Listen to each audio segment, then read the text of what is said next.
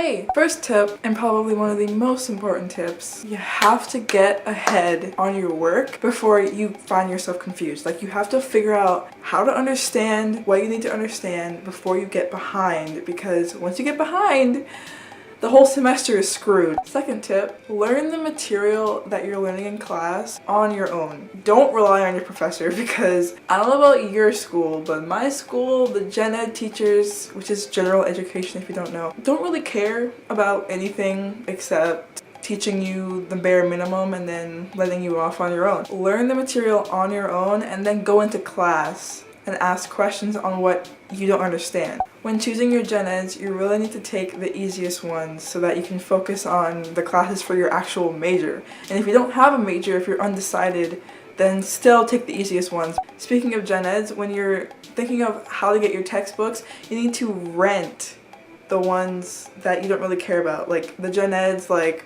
anthropology, like you don't want to be an anthropologist, don't buy the book.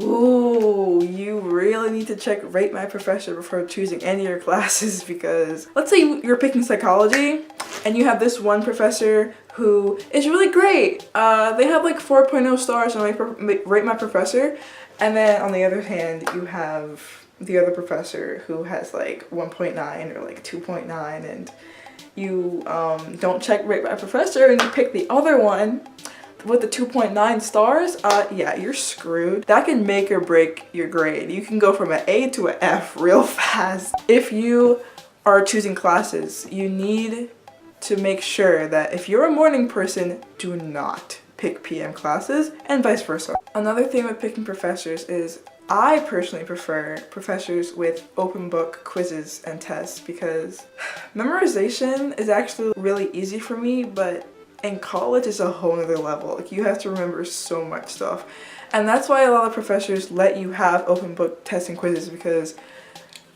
they just don't want all their kids failing. Another great tip is choose professors with no cumulative tests and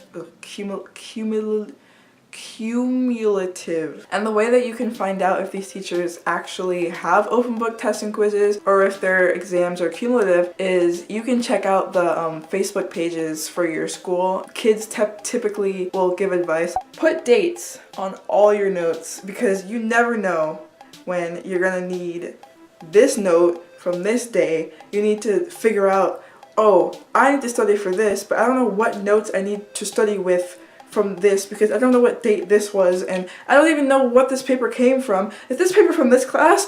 Is this mine? Okay, last thing I promise about picking professors. You need to pick the ones that actually upload whatever notes they're going over in class. Okay, this next one is like a hardcore study tip that every college kid needs to do, no matter what your major is, no matter what GPA you want to have, doesn't matter. When you are given an assignment, especially a longer one, like to read 7 chapters in a week or something, you need to split it up. You gotta use a calendar, alright? You can't just wing everything. Like, oh, I have that thing due Friday. It's whatever, I'll do it Wednesday. Like, no, you need to write that down, because you will literally forget. You will completely, it'll just skip over your whole brain. You'll be out with your friends Thursday night and you'll be like, oh, I'm done for it, because I did not read those 10 chapters. I didn't. When you're taking notes and the professor is speaking and there's valuable information on the board, if they don't upload it, then yeah, you're gonna have to struggle trying to write everything down and then also take in what they're saying. But if they do upload it to the internet, to your portal, whatever, then you're gonna wanna focus on what they're saying mostly. Like 25% what's on the board, 75% what they're saying, because you already have that access to what's on the board already. You don't need to write down what you can just write down later. And sure, it's more work for like later, but the words that they're saying are so valuable. Like, you'll be looking at the test and you'll be like, wow, they said them on Tuesday and I wasn't paying attention because I was too busy writing everything down on the board because I didn't listen to this girl on the internet who said not to.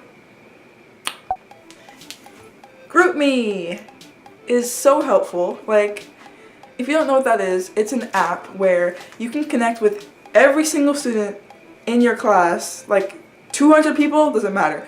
like everybody. Not everybody will join it, but if your class doesn't already have a group me, you can just make one and then add the link into whatever discussion board on whatever online portal that your school has. Do not do what I'm about to say, alright? You get a 100 question study guide, and then you sit down on a Thursday and you're like, I'm gonna do this all right now. Like, no. Study guides are meant for groups, I promise you. Try and like figure out the smartest people and try and say, hey, Tim, you're smart. You want to split the study guide with me? Sure, man. Sure. Wow. Nobody's ever asked me this. Listen, I didn't ask for all that, Tim. I just want to split the study guide, guy. And there you go. You might want to split it up with like 5 people, maybe. Like 100 questions is a lot. This is a message for you high schoolers who like to cram before a test, alright? You can do that in high school. You can do whatever you want, alright? But when you have an exam in college, don't you dare. Don't you dare cram, I swear. You need to split that up. Split it up over a span of a week. And you know, it does work for some people. Cramming does work for some people, but not most people. And my last tip is Quizlet. It's super helpful in studying for quizzes and tests, you know? Don't ever take a test without looking up the Quizlet first. Like, not to cheat or anything, but like, but like, you can find a lot of really good like study resources on Quizlet. People can make an entire study guide like from their class like 3 years ago that will help you now, even though your test is completely different. Alright, that's the end of my video. Thank you so much for watching. If you got this far, please like and subscribe. Bye bye. Cruising on down Main Street, you're relaxed and feeling good. Next thing that you know, you see it. Puss in the neighborhood, surfing on a sound wave, swinging through